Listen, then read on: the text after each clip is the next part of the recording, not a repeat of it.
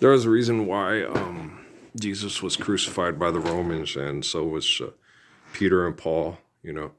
When you have pragmatic people that will say what needs to be said, it upsets selfish and emotional people, and they try to kill you to shut you up or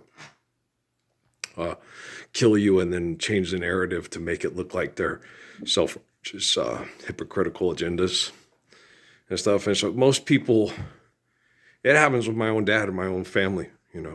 When I talk pragmatically about everything that's happened in my life and what I don't want to hear that. It's like, yeah, you do. You voted for president. You pay your taxpayer dollars for satellite surveillance technology, and your Congress passed the Patriot Act. Okay. So I get mad. I don't talk to Dad about it anymore because it's too hard on him psychologically and emotionally. I don't want to hear about what happened in your room, in the Boatwright bedroom and with Amy and all that. I don't want to hear about any of that stuff. Yeah, you do. Well, my life is I am the reason for the book of Revelation, because if there was no me, no one would have talked to John in the cave, and the Vatican wouldn't have taken that story and then tried to use it as mystical, magical mystery tour for the Beatles' White Album or whatever. You know what I'm saying? It's kind of obnoxious. I'm very obnoxious. Yes. Well, I'm extraordinarily controversial to people that lie because I don't lie. It's like that one song on my 2006 from EA Sports. I don't need to tell the truth, but I never lie. Tearing through your perfect. What is it? Stay out all night. I don't want to stay out all night. No. If I'm with a woman who's that can't handle the truth, I'll go stay somewhere else. I won't stay out all night. I'm not going to go out and make my life uncomfortable and miserable because I'm with somebody that's selfish. Yeah,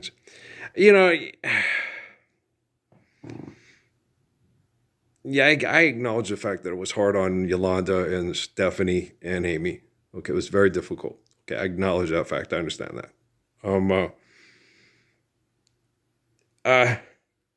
I also understand that because of the way that corporations manipulated the narrative of my life, it had to be that way though, guys. I could not be a professional basketball player. I could not be a celebrity because how long shall they kill our prophets while we stand aside and look? Some say it's just a part of it. We got to fulfill the book. And I was explaining that to Patrick the other day when he talked, why Amy? Why this? Patrick, I had to. Jesus told me to. Adam and Eve told me to marry your mother. I didn't want to marry your mother. Okay. It was not the right situation. It was not a comfortable situation. I went into meditation, got Adam and Eve in prayer, and they said that the spirit of the child was very important to the world, and I had to marry her. It's like, but this marriage is not going to be good. It's not going to work. I tried. Okay. Just like when Jesus told me to marry Amy, I knew it was going to be a complete disaster. Okay. But I did it because she told me I had to. And I tried to do like my mom's little thing. If life throws you lemons, make lemonade, right? Because you don't just sit there and say, well, fuck it. Jesus told me this was going to be shit in it. You still try. Okay. You don't just tell, yeah, I had to give up Patrick and I love Patrick, but I love Noah as much as I love Patrick, and I love Crumb as much as I love Noah and Patrick. All right, you hardly even know Crumb. That's not my issue. That's not my fault. That's your fault. You and your satellites and your Patriot Act and your Pentagon and your Fort Knox, okay? And your League of Nations and your United Nations and your Paris summits. That's your issue, not mine, okay? I'm a truthful, faithful, pragmatic person. You're a manipulative turd bag that manipulates everybody and tells everybody, like my grandpa used to say, don't give me shit on a plate and call it steak and ask me for $5, right? $5 isn't real. Steak is, and so is shit. And shit makes excellent fertilizer, but a horrible dinner, right? And so the earth has a way of doing that, taking your natural waste and using it to, the Japanese, they say, use their own waste for their grapes, and their grapes are really wonderful, and they use a lot of their own waste and stuff to fertilize stuff for their Kobe beef and stuff. And it turns out to be really healthy, okay, for fertilizer, for grains and stuff like that. So if you process things right and you work with things right, you can be very healthy, okay? But when you try to, because of lawsuits, and you try to sterilize and use chemicals and all that stuff, you destroy everything, okay? You're just not a natural person, okay? And one of the main reasons why we are so sick is because of extortion, exploitation, the excessive, compulsive, industrialized, manipulative, mechanized, irrational behaviors that are destroying our planet and destroying our species' capacity to act like human beings. Okay. And if Neil deGrasse Tyson can't admit that, I mean, shit, you think turning a screenwriter loose with Dr. Kuthapali on his ass would make Neil deGrasse Tyson go, what? Just have that fucker talk to me in public for 5 fucking minutes, okay? Okay, I admit the fact that I'm utterly pathetic, make millions of dollars to make cameos in The Big Bang Theory so we can all shove our heads up our ass and have a piece of metal with the guy who invented dynamite, its face on it, saying, hey, we're doing amazing things for the human race. Right. Okay. I'm like, Jesus, asshole, get your shit together. Okay. You understand? I'm watching the game between the Southern Illinois Edwardsville Cougars and the Western Illinois Leathernecks. I got into following. So my mom's from was Missouri. She's a military brat from Missouri. Okay.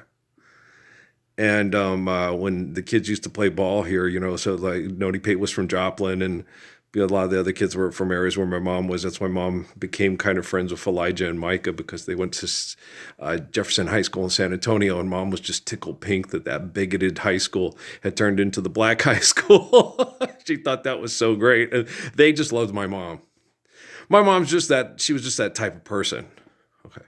She is a sweetheart, and she was really intelligent and kind and fun and very knowledgeable. And they just loved my mom. They just thought she was so cool. I'm sure the guys from Blue Magic probably liked her too.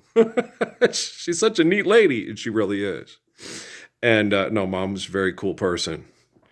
She had a very pleasing personality, very good. She was very knowledgeable, and she was very kind.